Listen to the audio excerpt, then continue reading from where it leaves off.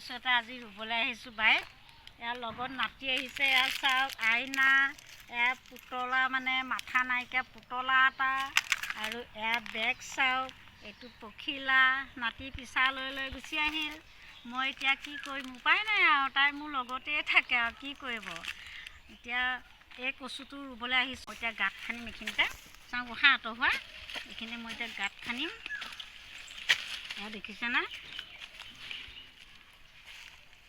এই কচুটো মানে বহুত ধুনীয়া লাগে। এইটো ভোগ কচু, এইটো বহুত ডাঙৰ কচু হয়। আৰু মানে এইটো মানে মাছৰ সৈতে বিলাহী দি পেলাই খালে বহুত সুন্দৰ লাগে।